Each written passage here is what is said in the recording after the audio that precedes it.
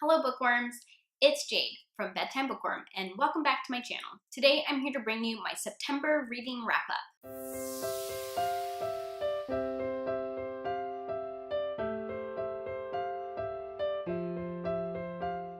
I've been playing around with different filming setups and I think this is the one that I like the best. Definitely let me know down in the comment section what you think about it. Again, in September, I finished all 3 of the books that I was reading in like the last 2 weeks of the month. I guess that's just what happens when you start 3 books at the same time at the beginning of the month.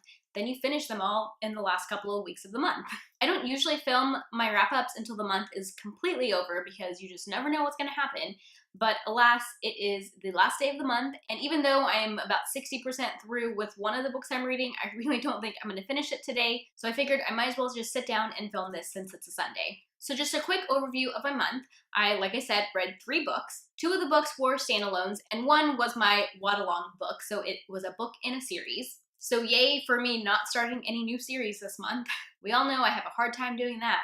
Out of these 3 books, I gave 2 of them 4 stars and 1 of them 5 stars. So overall, a pretty solid reading month. Yes, I wish I had read at least 1 more book, but really, it doesn't matter because I enjoyed everything that I read. If this is the first time you're joining me for a wrap-up, first of all, welcome. And secondly, I do my wrap-ups in the order that I read them. All right, let's jump right into it. The first book that I finished this month was World War Z by Max Brooks. I listened to this as an audiobook that I got from my library. I also did check out an ebook from my library. A lot of times when I get an audiobook, I like to have either an ebook copy or a physical copy on hand so that I can easily reference things, like if I'm confused about something, or even just to more easily track my progress through the book for like Goodreads posting purposes. If you haven't heard of this before, it is an adult sci-fi horror book. It's a zombie book. You might be more familiar with the movie that came out a few years ago. I think in 2013, which was more than a few years ago.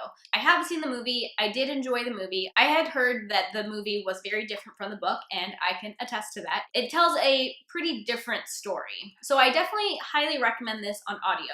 It's not your traditional novel in a sense that it has a, one character or a group of characters that you follow from beginning to end. Instead, it's a story made up of multiple interviews. On the audiobook, they have different actors, voice actors, and regular actors doing each person in the interview. So there are a ton of narrators, so I can't even begin to list them all here. But a couple of the names that stood out to me were like Mark Hamill and Martin Scorsese. Also, I want to note that I think there's an abridged audiobook version out there, and of course I would recommend getting the complete edition. That's the one that I listened to, and for reference, it's about 12 hours long. So yes, the audiobook was fantastic. I love that they had so many different narrators for each person that they interviewed, and I definitely recommend going that route if you're going to read this book. So like I said, the book was very different from the movie.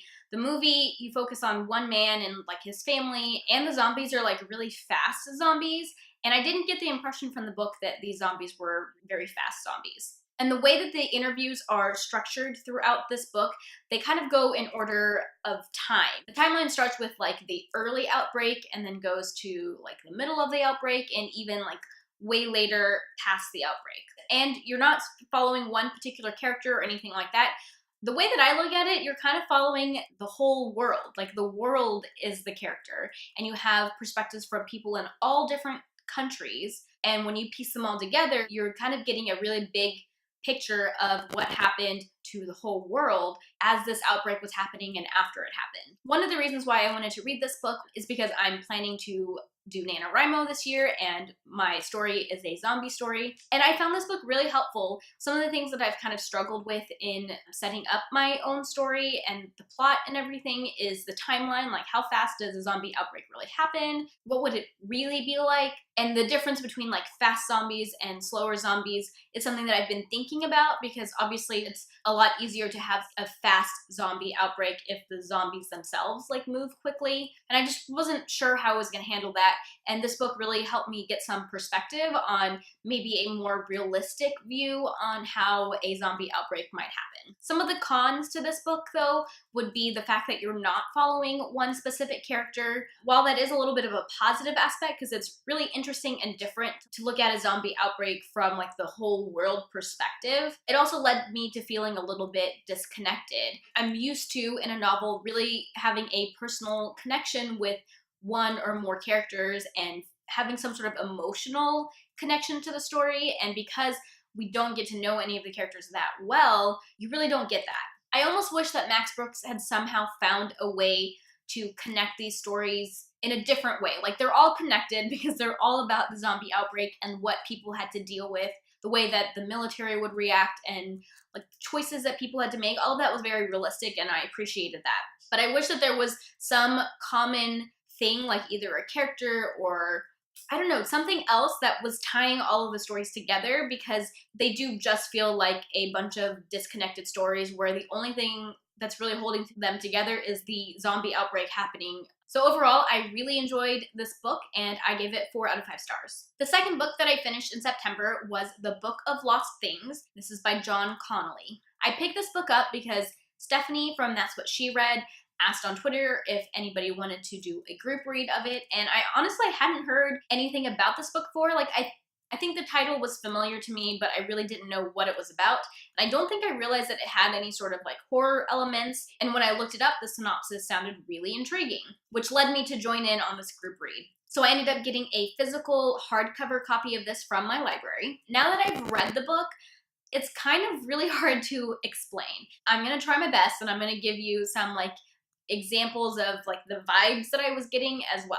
I would personally call this an adult fantasy that has horror elements and historical fiction elements. So the historical fiction part is that it's set in World War II, which I didn't really realize before I read it, but it's also a portal fantasy. So the main character, David, early in the book, enters into a new world. The horror elements of this book kind of gave me like Nightmare Before Christmas sort of vibes, except not like children appropriate.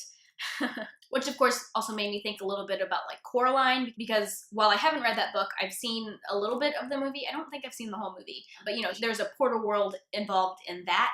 Some people in the group chat also mentioned it reminded them a little bit of A Monster Calls, because the main character, David, who is a young boy, probably like 12, I think, he is dealing with the loss of his mother. I haven't read Neil Gaiman, but this is kind of what I imagine Neil Gaiman's writing to be, at least when it comes to Coraline. I would be really interested in anyone who has read Coraline, or maybe other Neil Gaiman, and has read The Book of Lost Things, if they would agree with that. Obviously, because I haven't read Coraline or other Neil Gaiman, I can't be sure, but the vibes that this book was giving me are similar to what I imagine Neil Gaiman's writing to be like, if that makes any sense. And then on top of that, this book also contains a lot of fairy tale retellings with a very dark twist to them, and that's kind of where some of the horror elements come in. Those dark and twisty fairy tale retellings reminded me a little bit of the Witcher series, because that book also has dark and twisty versions of fairy tales. I really loved these dark fairy tale retellings.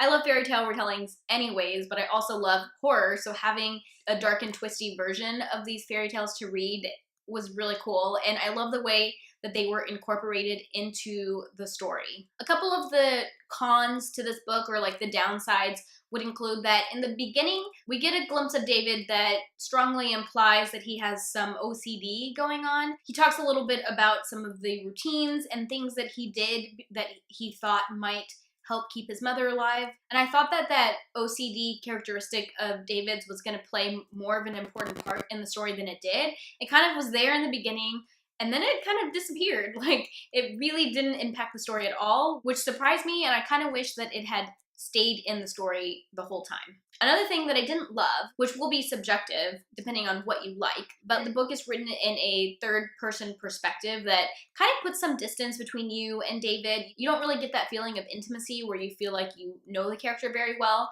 And I just feel like the way that the story was told kept me from being more emotionally attached to David. At the same time, the ending of the story brought a tear to my eye. It was sort of like a bittersweet ending, so it did evoke some emotion in me, but I think that if I had had a closer connection with David, that I would have cried a lot more at the end than I did. That third-person narration, though, does really lend itself well to the book feeling like its own fairy tale itself. I feel like most fairy tales are told in that third-person, sort of far away narrative, and I can see that this book fits with that narrative style really well.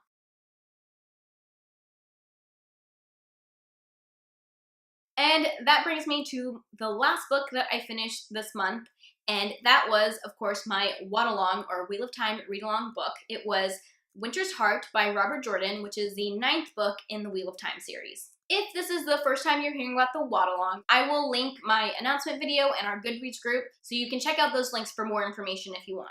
I'm going to keep my thoughts on this book pretty brief because I will be doing a spoiler-free book review as well as a spoiler-filled book diary later on in October. I had this book in 2 different formats. I had the audiobook that I purchased from Audible, as well as a trade paperback copy that I bought myself. I actually read more out of the physical copy this time than listening to the audiobook, which usually I do more listening than physical reading. And come to think of it, I did do a lot of listening and reading at the same time. A lot of times when I really love the narrators of an audiobook, I like to do it that way. And I actually think that I read faster that way than just reading without the audiobook at all. As usual, the narrators for this book were fantastic. I definitely recommend this series on audio. I think Matt Kramer and Kate Redding, which I've been pronouncing as reading for like forever, and at the very beginning of this audiobook, they introduce the narrators, and I learned that her last name is actually pronounced Redding. Anyways, the 2 narrators were fantastic.